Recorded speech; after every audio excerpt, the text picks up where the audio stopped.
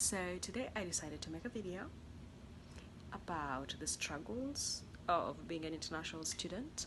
I think the first challenge that I faced when I got to this country was a language barrier. When you go to any country, you get, they have a different accent. If they speak English, they have a different accent or something like that. So like when I came to the United States, yes, I did speak English, but my English was not like the United States English.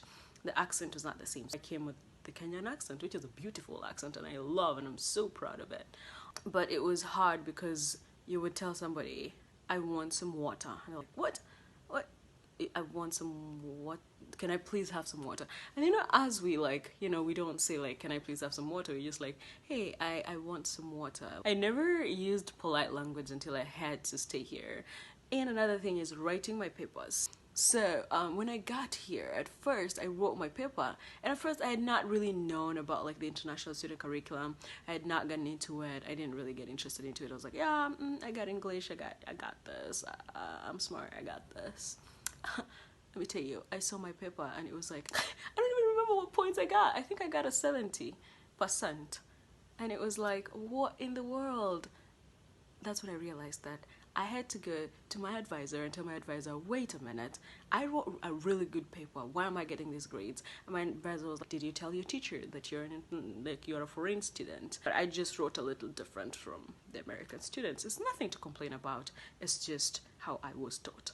And the second thing is the idea of America. So when I used to look at America in pictures or photos or movies, I used to look at New York or LA or like big cities, and that is what I assumed America to be like. Honey, when I landed in Chicago, I was like, wow, it is so beautiful.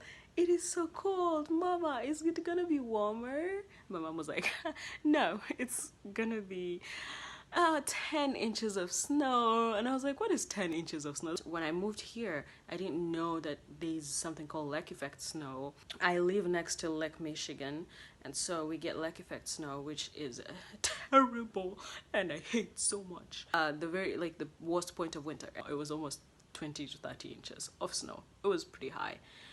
But yeah, that's one thing that I was very surprised compared to California, where I visited later and I found out that it doesn't snow there. So I was like, why? And that's why I'll probably move out of Indiana as soon as I am done with college. Losing so many friends, missing my family, and not having any friends when you first come here. And by not having any friends does not include family. Of course you have your family. Of course there's people who surrounded me and who will still be there for me. But when I left Kenya, of course you're like, how am I gonna get in touch with my friends? Of course there's Facebook, but there are friends who cannot get access to Facebook. There's so many consequences of just not being able to get in touch with the internet and all that stuff. Anyway, and another thing is making new friends. That is actually so difficult, especially in a foreign country where when class is done, everybody packs their bag, they're gone. Like it's hardly that you get to talk to people. But the friends that I've made here, it took me a while to make new friends.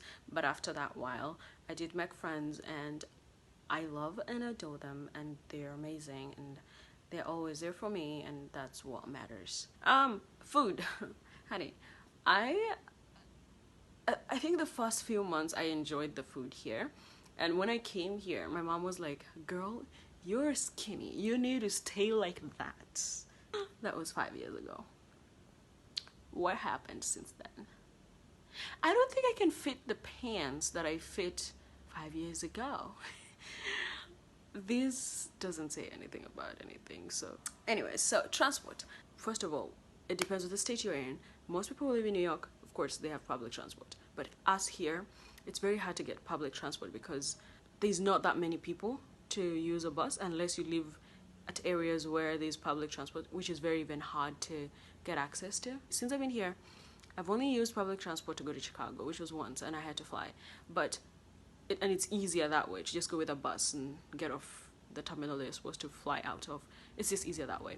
But as a student, as somebody who lives here, going to work, going to school, and just doing your errands throughout the January to January, it's just easier for you to have a car than use public transport.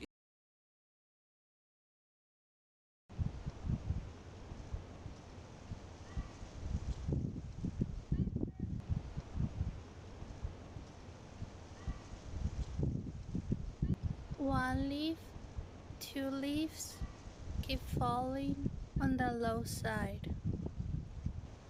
There are so many things to share in the world. I want to give you something, even if I don't have many things. My dear, at one time in the autumn evening, ask me if there are fallen leaves. Why love is in the low places.